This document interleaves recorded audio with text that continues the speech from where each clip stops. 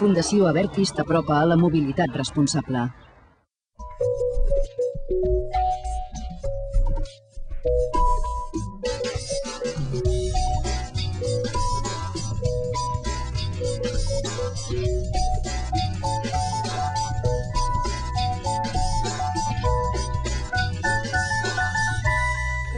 Sí, vaig fer una pujada per la porta. L'Àlex estrena moto avui i està tot emocionat, però la veritat és que quan ha arribat i s'ha tret el casc feia una mica de cara de por. Perquè tot i que estiguis acostumat a anar amb bici per la ciutat, portar moto és diferent, has d'estar sempre alerta i amb els reflexes ben desperts. Per molta gent, la moto és una forma de viure que els fa lliures, i és que si vas amb compte i compleixes les normes, anar amb moto és un plaer, i sobretot a la primavera.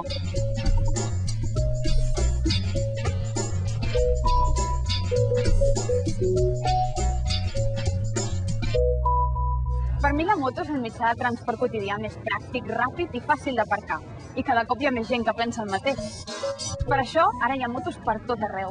N'hi ha tantes que molts semàfors de les ciutats semblen la graella de sortida d'un gran circuit de motociclisme. Però nosaltres no som professionals de les motos i, per tant, tot i que ens sembli que la dominem, mai ens podem confiar ni despistar-nos. L'origen de la moto va ser a finals del segle XIX, quan a una bicicleta de fusta se li va posar un motor de combustió.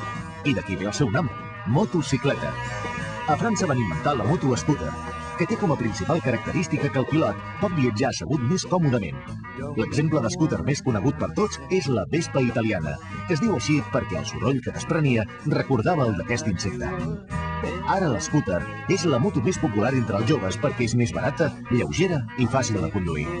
Però de totes, la moto que més passions ha despertat des de sempre és la Harley, que amb el seu estil propi s'ha convertit ja en una llegenda.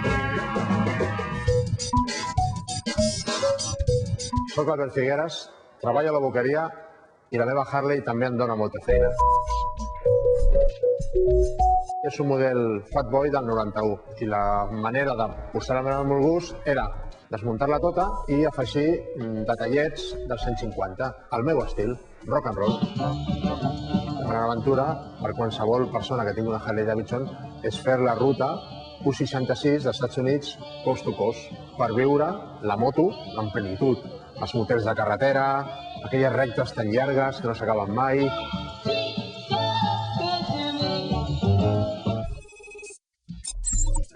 Ui, jo que volia anar per aquí. I aquest senyal rodó i vermell em prohibeix entrar-hi amb la moto. Hauré de buscar una via alternativa o aparcar la moto i continuar caminant.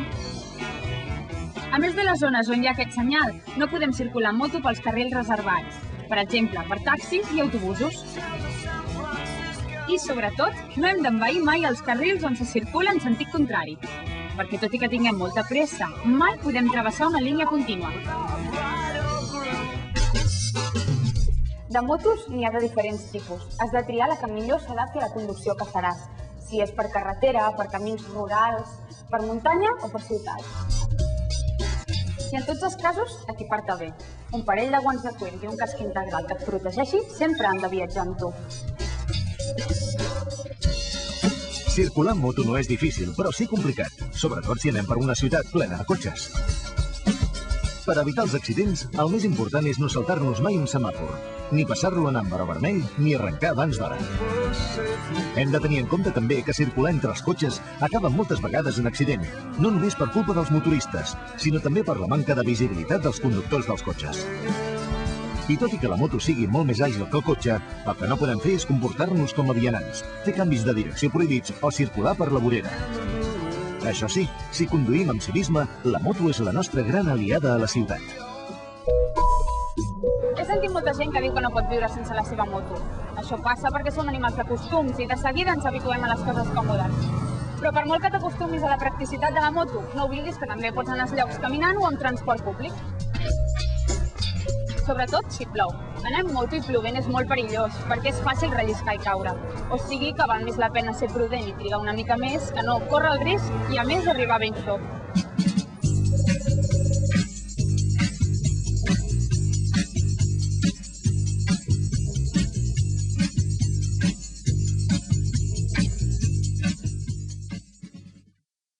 Fundació Abertis t'apropa a la mobilitat responsable.